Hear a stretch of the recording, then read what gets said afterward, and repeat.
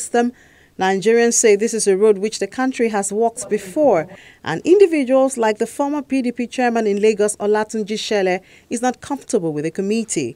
Justice Ways had done a work on the electoral process before, and it was a good job. It was for the National Assembly to look into and then fine-tune it. There may be one or two things to amend based on the experience of the National Assembly members. But it's not to throw it out of the window and then call for Nnamani Commission to come and do another job. Nnamani himself is a politician. He's been exposed to all the dirty tricks. The only people I feel can head such an institution or a commission are retired judges who have proven themselves to be upright in their profession. People that will want to leave a legacy. Talk to the politician, talk to the average Nigerian, collect information, analyze it, put scientific approach, which some people can help us to do at the end of the day, and then we shall move on. If we look at the Waste Committee, I would say maybe we have not used that report. That committee was about 5 years ago. Perhaps even these recommendations have become obsolete. Some of them. So perhaps some of them have been well taken care of by the system. I can only say perhaps because I'm not privy to the full report. We've just picked snippets of it from the papers here and there. Neither, I mean, because if you say even the government ought to go back to that report, no white paper was even ever issued on it.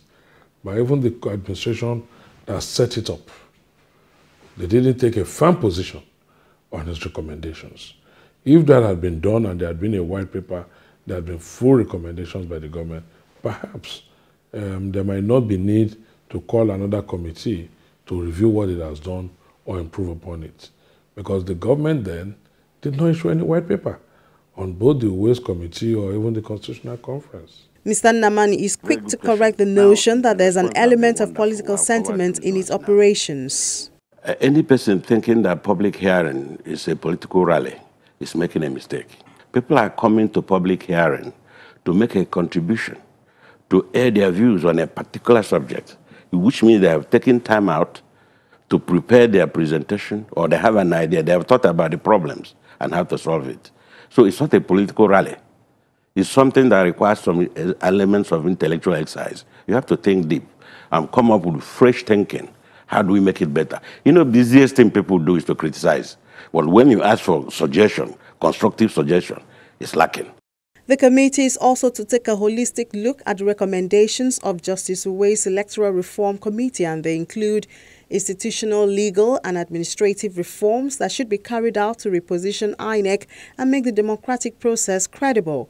The independence and impartiality of the country's election management bodies, that is INEC, the State Independent Electoral Commissions, and other institutions involved in election matters, which were and is still being questioned by the generality of Nigerians. It's either people are intimidated or not given the opportunity to expose all these things. That's why we are where we are today. Politics should be something that all of us enjoy. You play your part, I play my part. We win some, we lose some. It doesn't have to be PDP all the time. It doesn't have to be APC all the time. Even Labour, even all these other little parties can be winning seats based on the merits of the individuals that participated in the election. But this is not the case. To solve this problem on the national front, the Uwais Committee recommended a process in which the National Judicial Council would advertise for the position of INEC chairman. From the pool of applications received from the public, a short list of 3 would be sent to the Council of State for one to be picked and forwarded to the Senate for confirmation. The Uwais report also canvassed the establishment of an autonomous and constitutionally organized Electoral Offences Commission to investigate all electoral frauds and related offences, coordinate the enforcement of the provisions of the Act, and prosecute all electoral offences. The commission, if created, will free INEC of the burden of prosecuting electoral offences. In this regard, there's the valid suggestion that Political Parties Registration and Monitoring Commission be set up to put an eye on the political parties. Taking a very hard look at that, the authorities conferred on INEC the huge responsibilities also that will go with that authority. We think that it may be necessary to reduce part of the responsibilities to enable INEC concentrate mainly on electoral issues. The issue of party registration, party monitoring, and ensuring that parties even play by their own rule, a thing you may call internal party democracy. We may be suggesting another way that will accomplish that very task. But it will not be appropriate for me to divulge what will be the final outcome of our assignment. The executive set us up. We first would like to give the totality of our findings to Mr. President, and then, of course, at that time, you see whether there's a need for another committee of this nature or not. Apart from this, Nigerians are speaking on areas of concern.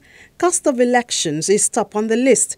According to the Electoral Act 2010, Section 92, subsection 1, there are limits to the expenses to be incurred by a political party within the period from the date notice is given by the Commission to conduct an election up to and including the polling day in respect of the particular election. For presidential elections, it's 1 billion naira. Penalty, if this is defaulted, is 1 million naira or imprisonment for 12 months or both. For governorship, it's 200 million naira. If this is exceeded, the punishment is 800,000 naira fine, 9 months imprisonment or both. Is the amount of money required to even buy the ticket, the entry ticket? It's too much. Make it reasonable for people to afford. It's not about how much you collect off a guy. It's about the job he wants to do for a country. Okay, so when you don't put obstacles in his way, I can understand avoiding riffraffs and all the rest of it, but then you can screen people out. Okay, that's why you're there, to screen people out. Integrity, what they've done, where they've worked, what sort of income they have. You can screen people out. That's fair enough, but you must make that entry level, accessible to people so that they can easily come in and prove what they're worth.